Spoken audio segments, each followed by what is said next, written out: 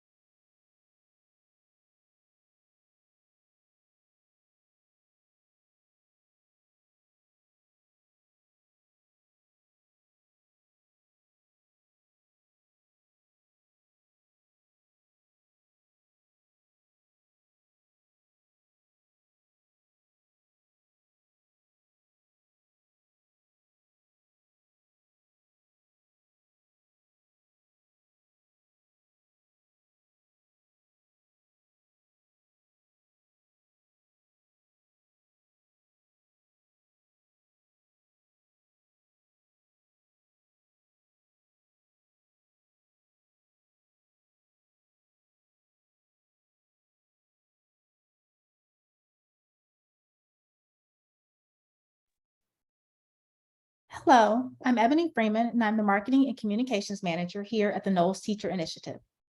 Thank you for joining us for tonight's presentation, which will provide an overview of the Knowles Teacher Initiative and our Teaching Fellows program.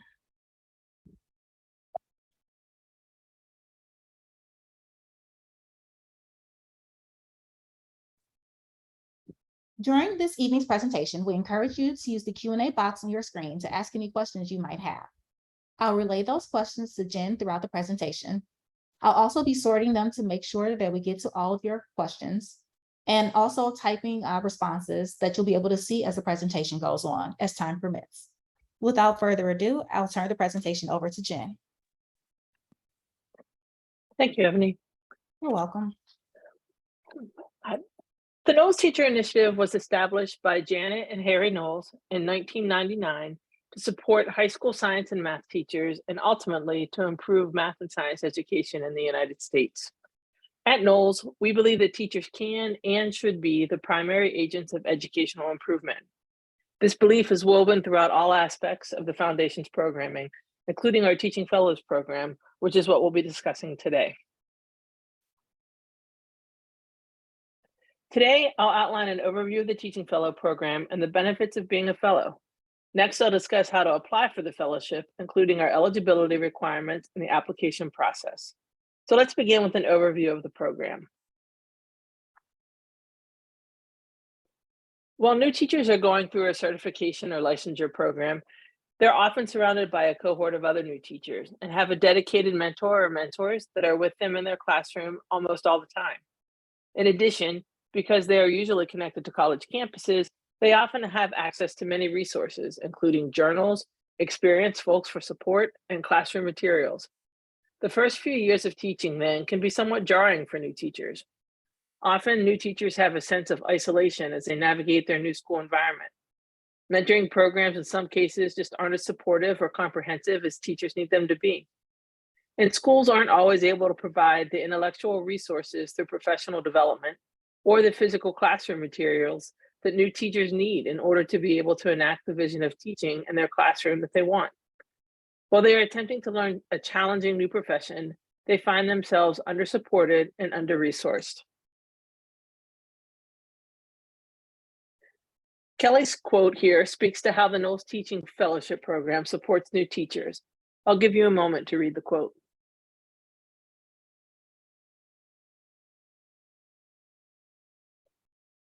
Our fellowship was designed specifically to address some of the challenges faced by new high school math and science teachers to help them thrive as new teachers and become teacher leaders who are able to support other teachers and to improve math and science education for all students.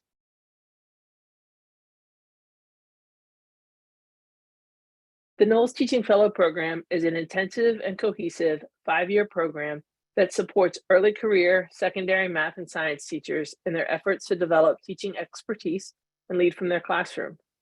Each year, we award approximately 35 fellowships to new math and science teachers who have outstanding content knowledge in math or science, are committed to becoming great teachers, and possess the potential to become the kind of teacher leaders who make a difference in schools.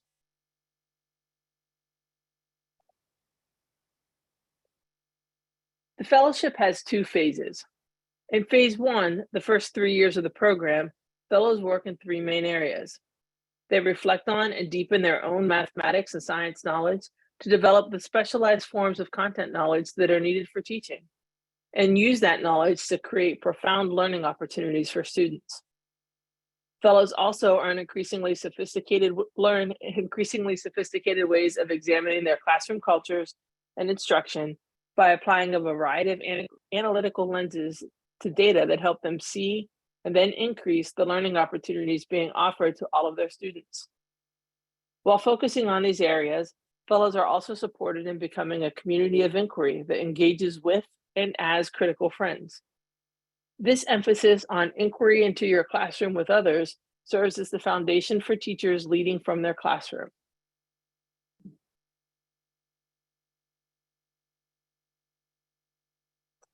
In phase 2, which is the last 2 years of the program, the focus of the work and inquiries shift from the fellows' classroom to their professional community in which they work.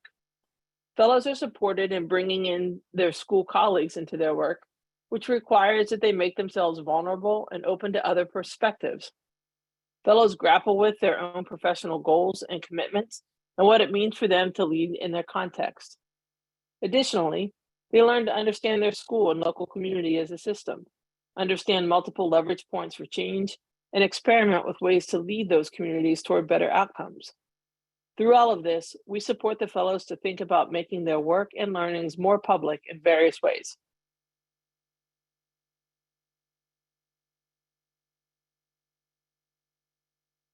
In addition to the curriculum of the fellowship that I just described, equally important to the impact of our program is the use of cohorts to build connection and community.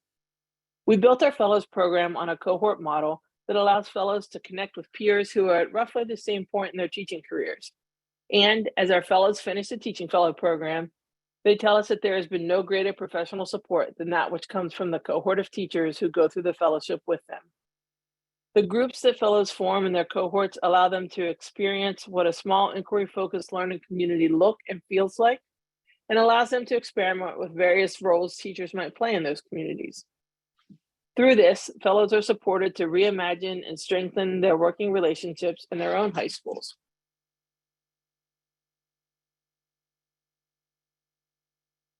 Teachers who wish to make a significant impact in their classroom and schools must seek equitable outcomes for all students.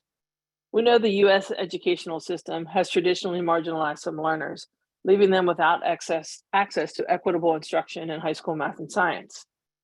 This then has led to fewer opportunities for students to engage as empowered citizens or to enter and thrive in mathematics and science fields. Improving education for all students in the United States requires teachers who are able to work collectively with a wide range of colleagues and stakeholders in order to combat inequities and create more equitable spaces for all students to learn math and science. Ultimately, our goal is to support the development of teachers who recognize their role and their power in the school system and beyond, and feel empowered to impact that system in support of more equitable outcomes for students. As such, equity and inclusion are a key thread of the Knowles Teaching Fellowship. Over the course of the 5-year program, fellows investigate how their personal identity influences equitable instruction, how teachers influence equity within their classroom and their school community, and how teachers can grow their circle of influence. Specifically, fellows engage in learning experiences that support their development across 3 levels of transformation with respect to equity and inclusion: personal, interpersonal, and systemic.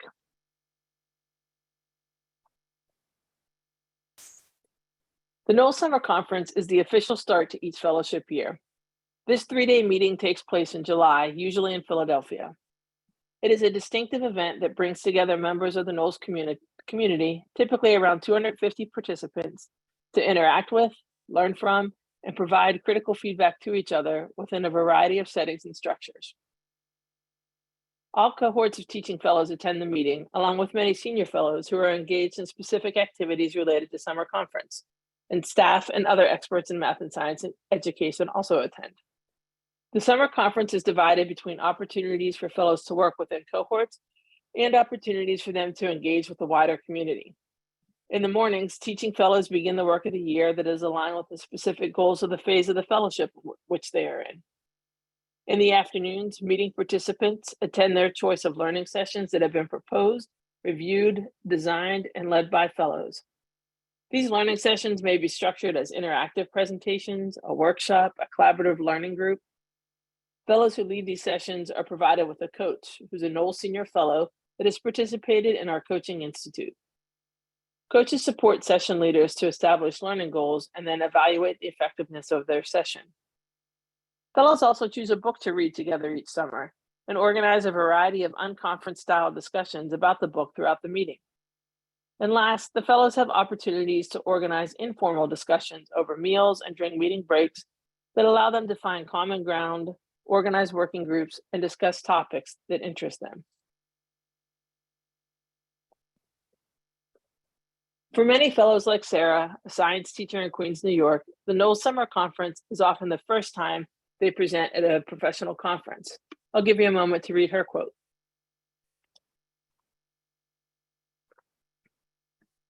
As such, this conference can lay the groundwork for sharing the knowledge that fellows generate with peers on the local, state, and national level.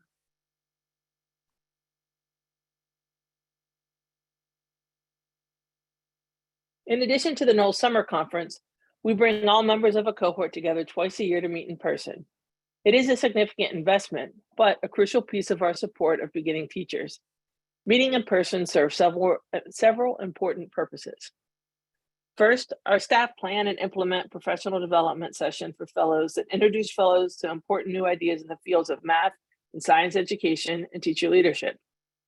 We support fellows in considering critically how those ideas make sense in their local context. And we equip fellows to plan for implementing changes to their practice as teachers and leaders. Second, while our fellows engage in robust work online, the intense time they spend with one another at meetings, at meals, and even into the evening socializing, these serve as critical components of community building. Finally, while we strive to be careful stewards of Knowles resources, we also recognize that teachers deserve to be treated like professionals. To that end, we make sure that fellows are treated well. We eat good food together, and we make sure our meeting sites are pleasant places to be and work together.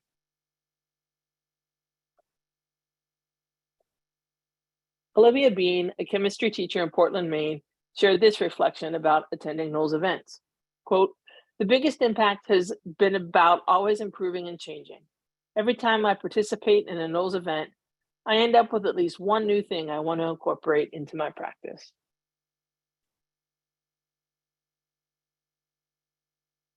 Before switching gears to discuss the benefits available to Knowles Teaching Fellows, I'd like to briefly highlight our Senior Fellow program. After completing the 5th year of the fellowship, Teaching Fellows become Senior Fellows. Through the Senior Fellows program, former Teaching Fellows have the opportunity to remain involved in the Knowles community throughout their careers and to be supported in ongoing leadership efforts. Knowles Senior Fellows continue to be supported as teacher leaders. We have programs that support them to lead professional development and coach other teachers. We have a Senior Fellow run journal that features teacher voices and gives them a platform to speak to other teachers and others within the educational system. Senior Fellows continue to innovate and design new instructional approaches as instructional leaders. Once someone becomes a Teaching Fellow, our support, we hope, is career-long.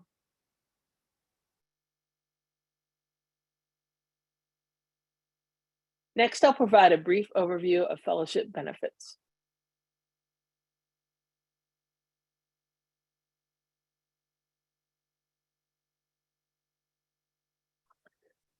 Knowles Teaching Fellows receive a comprehensive array of benefits that are designed to support new teachers and emerging teacher leaders. These benefits include financial support, mentoring and coaching, and membership into a nationwide community of peers. We support fellows financially by offering grants to cover expenses associated with purchasing classroom materials and engaging in professional development. Fellows are also eligible to request funds to develop and execute leadership activities that have an impact beyond their own classroom. In addition to the grants, the fellows are eligible to receive stipends. We recognize that our fellows are highly accomplished and have often made sacrifices, both in money spent on teacher preparation and opportunity costs incurred by choosing a lower paying profession. The stipends allow fellows to possibly reduce debts that they may have incurred and reduce the financial burden that teachers often bear, both of which are factors that contribute to sustainability in the profession. Alternatively, stipends can be used to support fellows financially during the summer months, allowing them to concentrate on reflecting on the past year, preparing for the upcoming year, and engage in professional development rather than taking on a part-time job during the summer, as many teachers need to do. In total, fellows are eligible to access more than $50,000 in financial support over the 5 years of the fellowship. This is above and beyond the professional development and support they receive through the fellowship work that I described earlier. And just a little note here, the various grants and stipends are subject to board approval on an annual basis.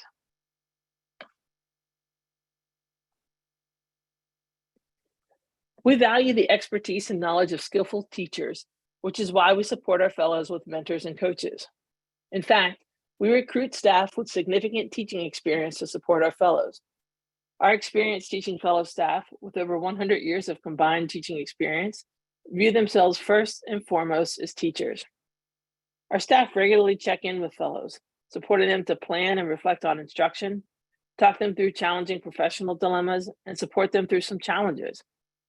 Staff observe fellows teach either virtually or in person and coach them into improvement in a way that the fellow directs. In addition to staff, each team supports fellows with 2 or 3 veteran teachers, most of them with over 20 years of experience as both teachers and teacher leaders. These team specialists bring on-the-ground experience and credibility. They attend meetings, support fellows in their inquiry, and provide counsel as true master teachers.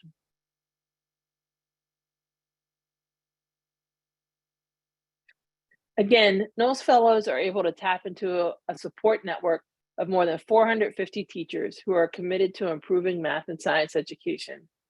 From in-person conversations that take place at meetings to virtual conversations that take place on our online community, invaluable support is just mere moments away. Next, we'll discuss eligibility. Prospective applicants must meet the following eligibility requirements. The fellowship seeks to support individuals who intend to make teaching their primary career. In order to be eligible for the fellowship, applicants must have recent knowledge of the content they intend to teach. Specifically for this year, applicants must have earned a related degree between 2013 and September 1, 2023. Additionally, applicants must have earned a secondary certification somewhere between January 1, 2018 and September 1, 2023, with the goal of teaching full-time in a high school math or science classroom no later than the fall of 2023. Last, the fellowship is intended to support teachers who are first or second year teachers during the first year of the fellowship. However, we are really excited to share that for this year only, we will expand eligibility to include teachers who are entering their 3rd year of teaching in fall of 2023. For the purpose of eligibility, we consider an applicant's first year of teaching to be the first year in which they teach full-time for the full academic year as the teacher of record. We recognize that even with these specific criteria, it's certainly possible that you'll have specific questions about your situation. And we want to make sure that you're able to confirm your eligibility before investing the time needed to apply for our fellowship. If you have any questions regarding eligibility, please send your inquiry to apply@knowlesteachers.org, and we'll be sure to reply quickly.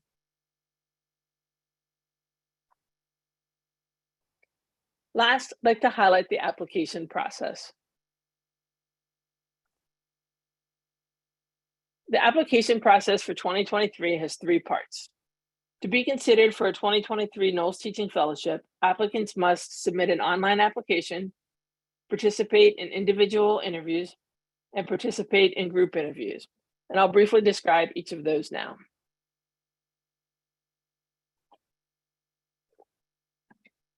As part of the application process, applicants are required to write 3 essays and obtain 3 letters of recommendation describing how they meet each of our 3 criteria, which I'll describe momentarily.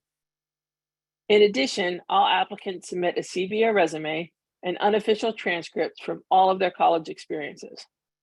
The application is now open and it closes at 11:59 p.m. PST on January 8th, 2023.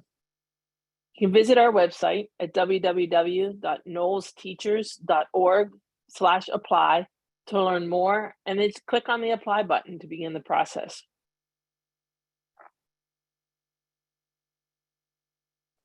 Following a review of written applications, semifinalists will be identified. Applicants who are selected as semifinalists will receive an email in early February inviting them to schedule a Zoom interview. The individual interview will last approximately 1 hour, and it's designed to help us learn more about applicants with respect to our 3 criteria. We may ask about experiences applicants wrote about in their essays or information contained in their transcripts or letters of recommendation, in addition to some other questions.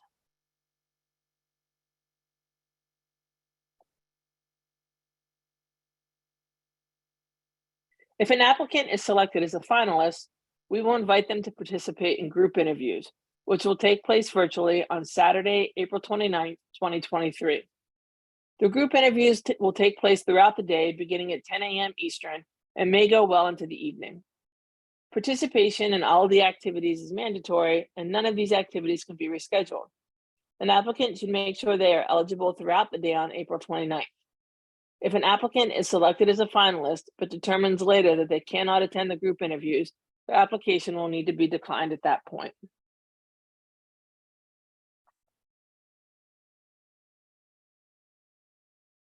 As I mentioned earlier, we have 3 selection criteria. And each year we evaluate the applicants with regard to them. Successful fellowship applicants possess the potential to develop the content knowledge needed for teaching, exemplary teaching practices, and the qualities of a teacher leader.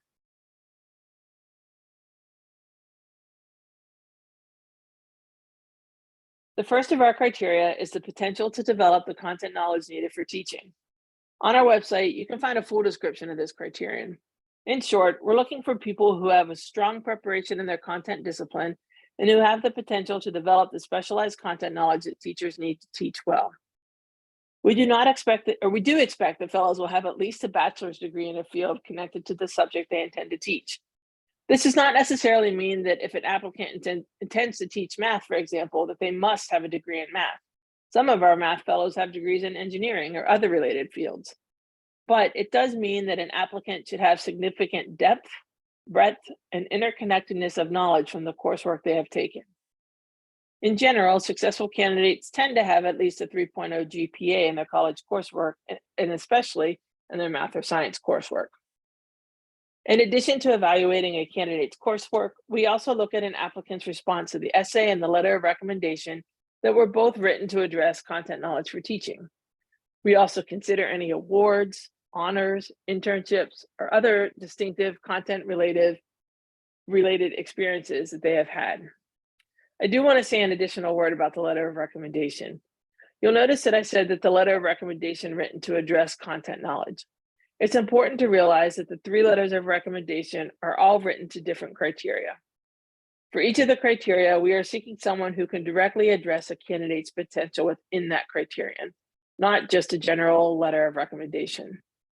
When you enter recommenders into our online system, you'll indicate which recommender you want to address each criterion.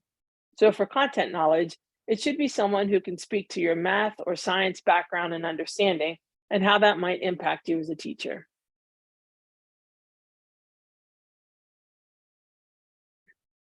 The second criterion focuses on an applicant's potential to develop exemplary teaching practices, Again, you can find a full description of this criterion on our website. In short, we're seeking candidates who are deeply committed to teaching math or science at the high school level, who understand that teaching is a complex endeavor that requires significant investment and continued growth, and who have a well-developed habit of reflection that allows them to learn from their experiences. They also critically examine their own practices with the goal of leveraging these strengths and promoting equitable learning opportunities for all students. When assessing an applicant's potential in this area, we will look at the associated essay as well as resume or CV. Typically, the letter of recommendation for this criterion is written by someone who knows the candidate's potential as a teacher.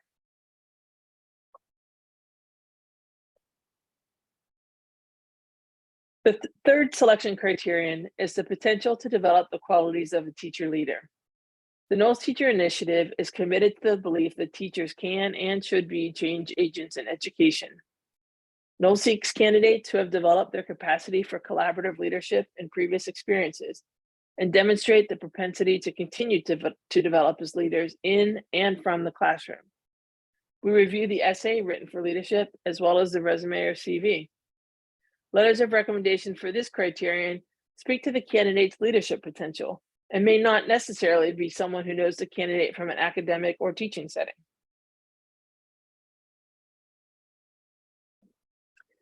So at this time, I'm going to pause and open the floor for questions.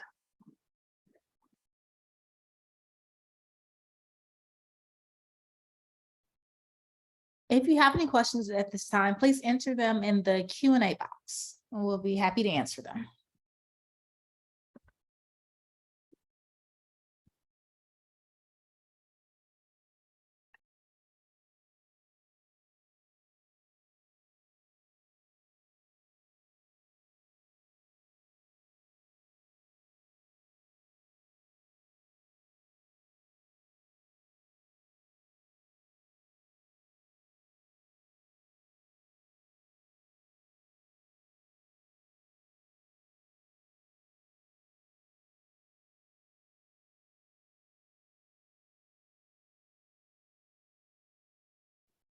Another few seconds for any more questions to come in.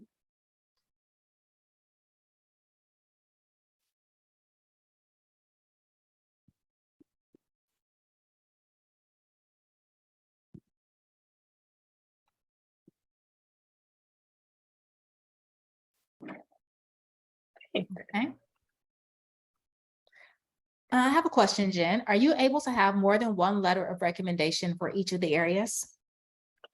That's a great question. For each criterion, you can only have one. So you need a total of 3, but only one for each criterion. Thank you, Jen.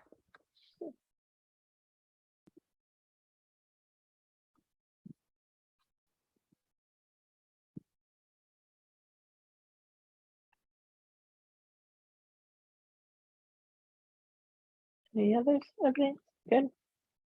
Not right now. I will give a little more information and maybe we'll have a few more questions before we close out. To learn more about our fellowship or the application process, please visit our website.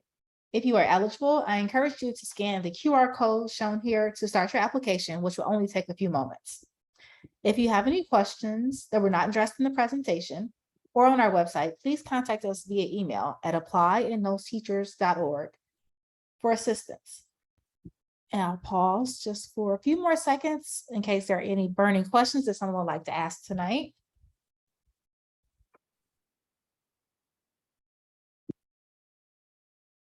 Okay.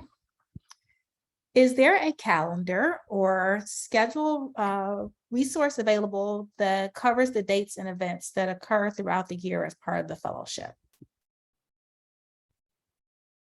Let's see, I'll read that again. Is there, I believe this attendee is looking for a listing of important dates as part of the fellowship.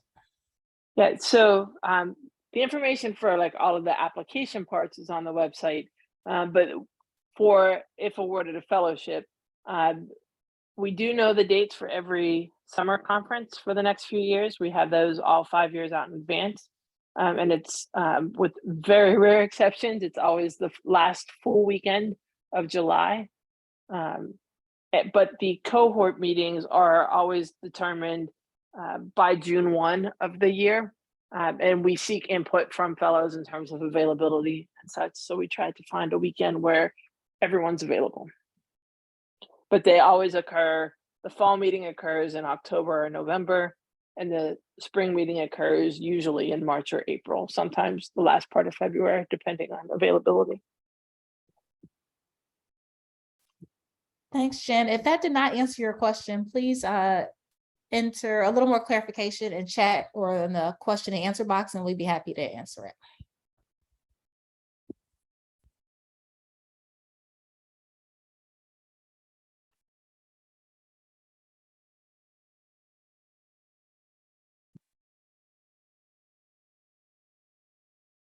At this time, there are no further questions. Thank you so much, everyone, for your time and attention, and have a great evening.